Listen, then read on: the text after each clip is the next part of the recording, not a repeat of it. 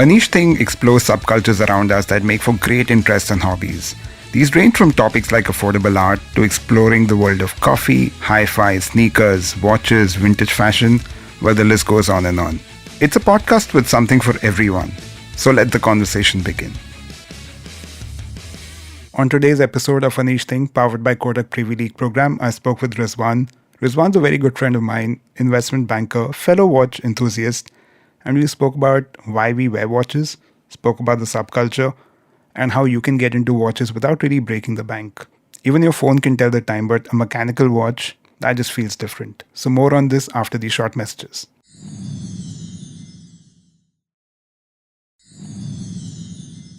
Welcome to the episode, Rizwan. Thank you, Anish, for having me. Well, we've spoken about lots of things in life, and watches is something we've discussed earlier. So first things first, why do you even wear a manual watch and not a digital watch? I mean, there's no straightforward answer to that, but for me, a real watch is a mechanical watch. A digital watch, I wear on certain occasions where I need to maybe use the stopwatch or, more to time myself when I'm running or something of that sort. But to me, that's not something that I'll have on my wrist throughout the day. Probably my story goes long way in terms of when I was growing up, how I was attracted to these mechanical watches as a kid. Digital was still sort of very new back then. Maybe a Casio with that little bit of an alarm that I used to wear during my exams that, I can time myself. So to me, a digital watch was always something which was used just to time myself in different situations. But for me, a real watch is a mechanical watch. I think for me, just the fact that there's something ticking and mechanically moving on my wrist, which could be made up of hundreds of parts. It's fascinating, right? The movement and the complexities that go into making a watch. And just going back to timekeeping, right? That whole science of timekeeping, horology. Yeah. So much heritage, so much start all the way back to like a Stonehenge. Yeah. Which can track things and tell you whether it's midsummer and stuff like that. So digital can be fun, but I think for a lot of us in this hobby, that mechanical watch aspect is very, very cool. And the fact that it can just continue going on forever if you maintain it well. So again, that's something which really attracts me to these mechanical watches because, like you said, the movement makes a lot of difference and the complexities. Also, to give context to listeners, we are not watch snobs. We are not 50-year-old people who are spending millions on watches. Yeah. Although Rizwan is an investment banker, so I don't know what he's up to. But we are talking about watches that are easy to get. Mm-hmm. They're approachable watches. And they're fun watches. Yep. There'll also be talking points. A lot of the stuff that we wear comes up in conversation, right? And that's the other aspect for me about wearing a watch. One is that what you feel about the watch. The other aspect is just the social angle. Like the watch you're wearing right now, I'm sure that's a conversation starter for sure. Yeah, so this is something which was on my wish list for the longest time. And like you mentioned, the investment banking reference. I've been saving up for this watch for a long time. So for me, collecting a watch is not something that is very impromptu. If I really need to buy a watch, I put it on my wish list. I start saving for it. So this is something which was on my list a couple of years back, and I could manage to buy this one last year. Tell us about it. This is a Panerai Luminor Due. This is one brand that is really sort of in my list of favorites. And what I feel about this one is the dial is pretty versatile. So Luminor is anyways my favorite in terms of, radio mirror Luminor when it comes to Panerai. So I always wanted to own a Luminor, but I was always confused with, what dial color should I go for. This is slightly versatile because like you see, I've changed the strap right now. So it can easily fluctuate between a casual and a formal watch. Yeah, I think on the YouTube channel, we'll put pictures of this. It's a pretty interesting Correct. And it's a 42mm. So again, fits my wrist pretty well because if you see earlier, the Panerai watches were really chunky. Yeah. They still are, in certain categories. But this introduction of a new 42mm size was something that really got me attracted to this one. I think sizing is something we should talk a little bit later as well. Finding the right size of the watch. Right? Yeah, it's important. Cool. Since we've spoken about the manual aspect of the watch, I quickly want to tell people about the kinds of watches out there, right? Mm-hmm. So we're not talking about digital watches here, but in the realm of regular watches, you have manual, automatic, and Quartz. Correct. So for whoever's listening, Quartz is an electronic regulated watch. It's got a battery. It's more accurate than Then your manual watches, it's much cheaper but a lot more accurate. And in the enthusiast world, a lot of times quartz watches could be looked down upon. Do you have any quartz in your collection? I do. In fact, the first Tag Heuer I sort of purchased was a Quartz. And I think when you purchase watches in the category 50,000 and less, I mean INR 50,000 and less, more or less, they are in the Quartz category. Yeah. So, and I've got a few quartz watches which I really, really like. The Timex Q is one of them. Yes. That's on both of our lists coming up later. Absolute favorite. And I have the Bape watch, which I really like. That I couldn't get my hand on. This is the Swatch. The Bape and Swatch collab. Yeah. I got it easily. I got a little late to get that one, yeah. But yeah, so a lot of times you might get this notion that quartz is looked down upon, which genuinely in this hobby it kind of is. But there's a time and place for every sort of mechanism here. But an interesting story that I read recently, I believe in Rolex at one point had come up with a quartz. Yeah. I don't know if they still do, but this is back in the 60s or the 70s when they did come up with a quartz watch. I think it was the Oyster. Even Reverso has a quartz. Even Reverso has a quartz. Yeah. So, yeah, this look down upon factor, I think, is maybe on paper. Also, the quartz, so the Japanese pioneered the quartz movement, and it somewhere just brought a lot of panic to the Swiss side of things. Yeah. Almost collapsed the whole watch-making because industry. The Japanese like accuracy, right? Yeah. So, like you said, they're more accurate. Yeah. So basically, on a quartz watch, you use a battery. It's a lot more accurate. But on a self-winding, which is an automatic watch or a manual winding watch, you have a physical mechanism that's doing the actual timekeeping. So they're not the most accurate, but you can actually sometimes feel the watch on your wrist beating. Yeah. And that's the fun part of it. That's the fun part of it, yes. Cool. Getting into building out a watch collection. Now, I think watches can be very intimidating for a lot of people, even to start off with price points. And the moment you hear about building out a collection, people think you'll have to spend lakhs and lakhs and lakhs to even do that. Now, at least for me, when it comes to building a collection, you can do it with 2 watches, you could do it with 5. But your basic 3 styles, at least for me, dress watch, sports, like a diver, one fun, random watch. Correct. What would it be for you? So when it comes to a dress watch, right, I would go for something like a Tissot or a Casio Edifice. Sorry, in this, I don't want to get into brands, but I want to get your view. Like, would you do the same thing? Okay, that way. Yeah. Correct. So when it comes to watches, like you said, like you rightly said, a dress watch is extremely important for someone like me. Oh, yeah, who is a professional, right? So I need to have the dress watch on me through the day when I'm working or when I'm attending an event, right? But the fun part, the diver's watch, is something that is inherent to me because I come from a sports background, and most of us, I think, when you're not working, it's I think it's great to have a sports watch or a diver's watch on your wrist. So that is something which most boys would probably understand, that that little chunky watch on your wrist. And that's also what saved the Switch watch industry. Just going back to the whole quartz panic that the industry had because of the Japanese, the steel sports watch is what also saved the Swiss watch industry. So it has absolutely. A little more stylish, a little more sporty, essential in your collection. Yeah, correct.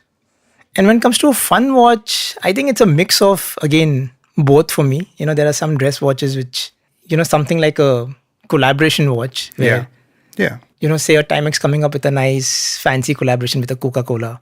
And that's a fun watch for me. I wouldn't wear it through the year, but once in a while I would like to have that on my wrist. Even the wrist. Timex does the Pac-Man watch as well. Yes. And that's a fun watch to that's have. a fun watch. Or for that matter, I mean, a smartwatch is not really a watch, but I would put it in the fun category if I really want to. Actually, that's true. Have a fancy dial, which I can keep changing. I'm assuming you have a couple of Garmin's, or like, what do you run with? I run with a Garmin because when it comes to running and GPS, I think it's the most accurate, and the kind of data analysis it gives you is fabulous. So the Apple Watch is nowhere close to it when it comes to that category. But do you ever wear it if you're not running? I do. Yeah? So what happened was, recently I got the Garmin Forerunner 255, which has so many data points that you need to have it on your wrist for at least 7 days to understand what data is it giving you. And the good part is the battery life is like about 10 days. Yeah.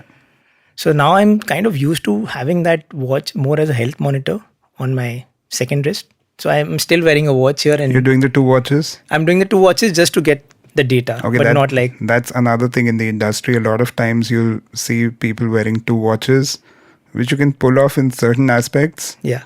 But sometimes people... No, this is sometimes I'm just hiding that second watch because this is just to get the data going on my watch so that I can see what happened in the last 10 days. Yeah. But that's just for like understanding, how does this work? But I wouldn't do it like on a regular basis. Cool. Let's get to some price points and watches that you and I would recommend under certain price points.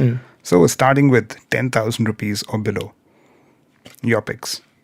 My pick would be the Casio Oak, the G-Shock Casio Oak, but I was pretty attracted to the black color. So that is what I recently bought in that category. So Casio Oak's on my list as well. This is the Casio 2100, dubbed as Casio Oak because it looks like a royal oak from AP, which would be 100, 200, 1,000 times the price. This is a watch that it became so popular in the watch enthusiast space. Yeah, and no one imagined, right, that the kind of demand it had when it launched. And Casio is just a slang, right? I don't even know the model number. So the model number is 2100. 2100, yes. You can look that up. But Casio Oak is what it's called on the street. So they started with the black watch, then they introduced red. There are some 10, 11 colors now. Yeah, and if I remember correctly, the black was selling at a premium when it launched initially. But in India, all of these were at a discount. Yeah. I got mine at a discount in India. So I got the black and the red, then I interchanged the straps. And right now there's a black iridescent dial, which looks really, really cool. But they have some 10, 11 colorways right now. These are under 10,000 rupees. Now there are steel versions which are more, but under 10 grand you can get a Casio Oak. You can also, these are all watches that we're talking about, which if you were to wear in a room full of watch enthusiasts, everyone would understand it. Yeah. And it would be a cool watch. They would still respect you for the watch you're wearing because this watch has a story, a legacy behind it. Yeah. So Casio, I think, can be on every list possible. The other Casio for me, which is really interesting, is the F91W, which is the most basic digital thin Casio. Like when I say Casio on that watch, you imagine this is the watch I'm talking about. This is the watch I was wearing when I was in school. Yeah. And I'm still wearing it. So 1,095 rupees, 10-year battery life. Yeah. Also dubbed as the terrorist watch because a lot of terrorists use that to make time bombs. Cheap, efficient, reliable. But if you were at a really, really cool event with great single malt and cigars, like I'm going as cliche upmarket as you can think of, and you were wearing this Casio, which literally cost 1,100 rupees. Again, it would be perfectly cool. It'll be perfectly cool. In fact, there are a lot of watch pages that, put pictures of, watches spotted on celebrities. Yeah. And surprisingly, this watch that you're talking about is featuring like very frequently. If say a XYZ Hollywood celebrity is wearing this watch, it's there on that page, spotted wearing this. So there's that value attached to that watch. And under 10 grand, I don't know if you own any HMTs, but for me, HMT is a big brand to get into in that price point. I used to have an HMT. I'm talking about like 15 years back. For some reason, I don't have that watch anymore. But back then I did have an HMT, which I really used to like sort of like and I was attached to. So HMT started in the 60s or 70s. Yeah. Collaboration between the Indian government and Citizen. So basically getting Japanese know-how. You can still get their mechanical watches for about 3,000 to 4,000 rupees on their website. And you can get an automatic Saurabh, which would be my recommendation for automatic. That's around 8,000. So their manual ones, which is Janta and Kohinoor, very popular. You get several colorways. 3,000 to 4,000, Saurabh 8,000 to 9,000. Made in Bangalore mechanical watches and those price points. Crazy. And HMD has that cult status in India because, the things you spoke about the brand, they've sort of set that benchmark, for how to sort of make these watches clean, affordable, yet classic. Also, I think HMT is the real reason why I got into watches. Because the day they announced that HMT is shutting down, I was like, damn, what is this thing? Let's go buy some. Yeah. And that's how the whole hobby, at least for me, started. So very easy to get into. So both, I think under 10 grand, Casio and HMT, you cannot go wrong. They're just great watches to have. Agree. Stepping up to 20,000. I think we both unanimously picked the Timex Q reissue. Yeah. that's one watch which has gotten me so many compliments, when I'm wearing it, whether it's in a picture or at an event. That watch gets all the attention for, how it looks, the size, The at least for size, my so wrist, vintage. it's so vintage. Yeah. Looks classy. And like you said, it's, it's in that affordable price point again, under 20K. I think it's about 13K or something, if I'm not mistaken. Yeah, I think it goes around from 10 to 13 depending on which website, discounts and stuff like that. And also the interesting part that we discussed, the Hodinki collaborations that they've recently done. So the Hodinki collab, the new one went live yesterday. Also, whoever's listening in, Hodinki is a great resource for watches. So it's a publication in our store. You can check out their collaboration of this Timex. But basically, Timex Q is the exact reissue of the 1979 diver watch. Quartz watch. Again, this is a great example of a quartz watch just getting cult status. Yeah. And you could be a watch collector with watches worth crores and you would want this in your collection. You would want this in your collection, yeah. So easily available on Amazon, multiple websites in the country. Several color dials. We have different color dials. You have the white dial. I have the white dial with the Pepsi bezel. So I have the blue dial with the Pepsi bezel. It's a diver watch, so that bezel can actually keep time if you're going to use it to time your dives or something else. But you cannot go wrong with the Timex Q. Just, again, it's got the most wrist time for me for the last year and a half. And so many compliments and just spectacular. Usually I'm not a big fan of bracelet watches. But when it comes to the Timex, this is one which I regularly sort of have on my wrist. It does pull my hair sometimes. Yeah. That's the downside. I can relate to that. The other thing with under 20 grand is, or I would say around 20,000, which I'm going to cheat a little bit on the budget, is the Moon's watch. If you can get it in retail, which I got. I'm right now wearing the Mission to Pluto. Yeah. So Moon's watch is something which I was also lucky to get my hands on. It's still in transit. So probably we'll talk about it once. Which one did you get? I got the Saturn.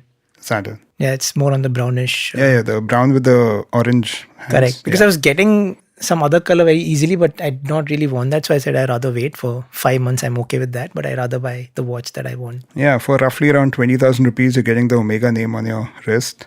Yeah. And you're getting one of the most sought out collaborations of the last 10 years in the watch industry. Yeah, and like I said, last 6 months, I think this watch released somewhere in March, April, if I'm not mistaken. It was havoc when this watch came out. Yeah, and till date, I think we both were traveling and we saw the display. The display, right? Yeah. I saw this display in Singapore airport at Changi 2-3 days before the launch, and I was like, what is happening here? Correct. Man, so I'd already asked a friend in Hong Kong to get this when it releases, thinking that it'll be like really easy to get one. But apparently there was a stampede. So my friend said, I'm nowhere going close to that stampede. I'm like, okay, I understand. I got an intern in Hong Kong to stand in the line. Yeah. And then a stampede happened and they shut all the stores down. Yeah. But I finally got it in retail in Hong Kong. And if anyone's coming from Hong Kong or anyone's going to Hong Kong, there are a lot of people reselling the watches, but at like 1,000 rupees premium, which is fine. I wouldn't pay double for this. Yeah. This is not a watch to pay double for. Absolutely not, yeah. It does feel like a toy watch, but I think it's just a cultural artifact to have. It's interesting that when it launched, a lot of people ended up paying like 10 times the price. That I didn't understand about this. I won't do that. To me, the cool thing that this watch has done is it's got a lot of people into watches who normally may not have been in this hobby. And when the stores had those lines, you had people who were 16 years old, you had people who were 60 years old lining up. Yeah. And that was cool, that it's all age groups. Correct. Wanting to get this. I think it got its own share of criticism in terms of, Omega, how could Omega collaborate with Swatch? But I think it was perfectly fine. It, like you said, it opened that category for a lot of young people who aspired to sort of own a Omega. So this could be a good starting point for them to then start saving up for their next Omega, which will be like a 2 lakh rupee watch. Maybe. Also, in case you don't know, but Swatch Group owns Omega. So it's still an intergroup collaboration. We're going to take a short break, and when we come back, we are going to talk about watch recommendations under 50,000 and some other points.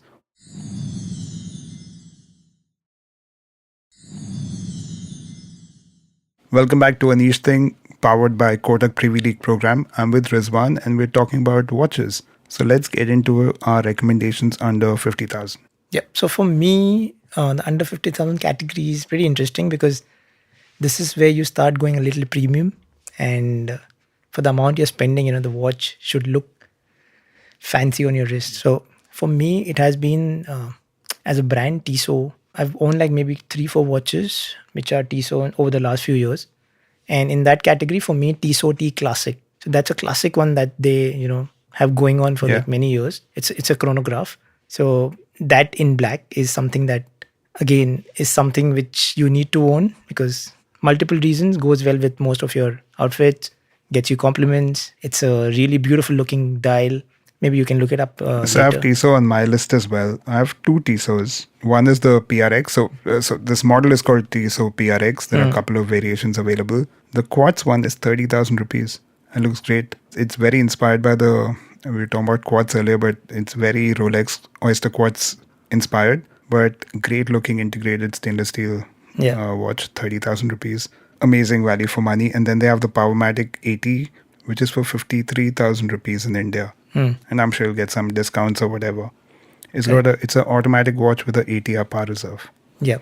And it's got the Powermatic 80 in the blue, looks like it's got the waffle dial, like the Royal Oak inspired waffle dial. To me, right now, there is no better value for money watch in the country than the PRX automatic. Correct. I agree. Tissot always does that with that category. One more watch that I really like in that category is the Seiko Prospect Solar Diver. So again, very Rolex inspired, different colored bezels, sturdy, looks solid on your wrist. And I think it's complete value for money in that category. Seiko is again another no-brainer brand. Like I would any day recommend Seiko. Yeah. For anyone who's getting into watches, just so much history. It's got all the horological relevance you can want, heritage you can want. Yeah. For me, in this price point under 50 grand, there are two Seikos. Three actually. One is the Seiko 5 Sports that's replaced the SKX. Oh yeah, that's a lovely one. Lovely one. Classic diver watch. You get from 20 to 25,000 rupees depending on what discount you might get on Amazon or something else. They've recently launched the GMT version of that, which is for 40,000. Looks great. Two colorways, blueberry and grape. Blueberry is black in blue, and grape is like grayish. Looks really nice. And then they have a very dress watch sort of a range in the Seiko 5 as well. Terrible model number. I have the model number with me, which is SRPE SRPE55K1. That's for 25,000 rupees. And that watch on the wrist looks like a lot more expensive than what it is. Yeah. I think Seiko is something which is a great investment for anyone who wants to start collecting watches. What we're discussing right now. There's one brand that, again has that cult status, Japanese heritage, and will last. And I want to reiterate this. All the watches we've spoken about today, right? These are all watches that if you buy today, you're not going to look at them 10 years down the line and say, what the hell did I do? Exactly. None of them are that. Yeah. Yeah. So just because they're a lot more affordable doesn't mean they will not be cool 10 years down the line. And I think which is why we are talking about these watches, because both you and I must have bought some other watches over the last few years. But you want to get into that? No, exactly. Watch mistakes. So there are mistakes that we have made in the past, but we're not talking about that, right? So these are the watches that, like you said, have that brand value associated with them. So even 10 years down the line, they'll still be as precious as they are now. Let's talk about watch mistakes or traps people should not fall into. So one that we both agree on is avoid designer watches as much as possible, no matter how good looking they are. Yeah. Please do not buy a Diesel, Tommy Hilfiger, like none of these. Yeah. So these are not something that you add to your collection. Unless someone gifts them to you, that's okay. You can still wear them, but if you're investing your own money into a watch, you buy the other watches that we all of these kind of fashion watches, right? They're all made by brands who have no heritage in watchmaking at all. Correct. And coming back to someone like Timex. Timex started in 1854. They've been making watches since then. So in your mind, Timex may not be cool, but in the watch enthusiast space, Timex is very cool right now. Correct. So you have that respect when you wear a Timex, and in terms of the price point, the designer watches are just, the prices are absurd, right? Yeah, you can't justify the price. Yeah. They're like maybe 3 times what a Timex would cost. But My other pet peeve is when someone wears a Daniel Wellington or Oh, talks about a Daniel that's a Wellington. complete no. And I will say one thing which might piss off a lot of people, but if your favorite fashion influencer talks about Daniel Wellington, they do not know about watches. They do Period. not know about watches, yeah. I've said no. I mean, I'm not like boasting about it, but I've never taken up that brand to talk about on my page because I can't relate to it. Yeah. I know they're a success story on social media with the kind Daniel of digital Wellington success they had. at one point was the fastest growing company in Europe. Yeah, Not the fastest growing watch company, fastest growing company in Europe. yeah. So great success story. I love what they've done with it, but zero zero relevance in the watch enthusiast community. Yeah, absolutely. So that's one watch you don't really need to own. Like if you end up wearing a Daniel Wellington, if anyone knows anything about watches, they'll know one thing, that you have no idea about watches. You have no idea about watches, yes. I think another mistake a lot of people make is, they end up buying watches. I'm talking about the post-purchase mistake. We don't end up maintaining them. Yeah, so it's Fair. very important to take care of your watches because eventually you'll have those three favorites that you'll keep rotating on a daily basis. But there are other watches that need proper care and maintenance because that's how a watch will survive for like a longer period of time. So I think take care of your watches as much as possible. That's a good point. I think for a lot of people, watch maintenance is just never something you never think of. But think of it like a car engine, right? Yeah. So many mechanical parts coming together. I also want to say one more thing about making mistakes of getting into this space, right? Don't buy a watch just because you've seen it on someone else's wrist just like that. Please try it out because a lot of times watches could look too small or too big on your own wrist. And I'm someone who likes smaller watches, vintage stuff. So even 36mm, 38mm. But for a lot of people, smaller watches may be too small sometimes. And a lot of times, chunkier, especially these fashion watches, can just look awfully big. So before you just buy something, definitely get to a showroom and try it. Correct. I think that's a very important point because one, don't go with the hype. Like you said, if someone else is buying it or something which is very popular right now, you're just buying it for the sake of it, not because you want to wear it. So buy something that you'll actually wear and that will look good on your wrist. What about Grail Watches? Which is on your list right now? I have a few, but this one that I really fancy is the JLC Reverso Hybris Mechanical That is Caliber also on my 185. Yeah. That is love at first sight. So I've always been a fan of JLC Reverso in general. And this one, takes it a notch above. I mean, it's extremely, how expensive is it? It is right now. But why not have it on the wish list maybe someday? So the JLC Reverso is originally born because of Britishers playing polo in India, wanting a watch that won't break while playing polo. So JLC made the Reverso, which you can literally reverse the dial. So you're kind of shutting the watch so it doesn't break. And the watch that both of us are talking about, they launched last year or something on the 90th anniversary of the Reverso. It's a cool 1.3 million euro watch. It's got 800 parts. It's got 4 time phases, 11 complications, minute repeater. On our YouTube channel, we have to play the video of this watch. The video of this watch, yeah. It is crazy to imagine that much mechanical stuff in like that tiny an inch of a space, right? Yeah. It's crazy. But this for me is definitely a Grail watch. This is something, if you have the money, you can actually perhaps buy it. It's just incredibly expensive. And then, of course, like AP Perpetual. Yeah. For me, the AP Royal Oak. Again, it's a classic, so. For me, another Grail brand is Langa. Yeah. I really like them, the German brand. Super, super high horology, very expensive, but just the detailing is crazy. Yeah. There's a fun brand which I sort of really fancy again. Not the typical conventional watch brand, but Jacob & Co. Yeah, I'm not a Jacob & Co fan. The Astronomia Sky, that, I don't know, it's very attractive as a watch. Like, both of us know that it's not a very conventional looking timepiece, but something about it that attracts me to. There is something, I know what you mean. I think to me, just as a brand, it's just too hyped. Yeah. And just artificially overvalued. It is in a way. Yeah. But yeah, when you look at it, I think I've only seen it. Watch Anish. Anish was here some years back, Yeah. and he'd got a few with him. That's the only time I've seen it. But yeah, cool stuff. Cool Different stuff. What do you think about Richard Mille as a? Again, just hype. It's hype, yeah. Hype. Over-engineered hype. But I mean, those watches are really expensive. So Yeah. I don't know how do they justify the prices around it. But again, I mean, that is one watch I would probably want to own, but not at that price point. So a lot of Richard Mille watches, which will be for millions of euros, will be super, super light watches.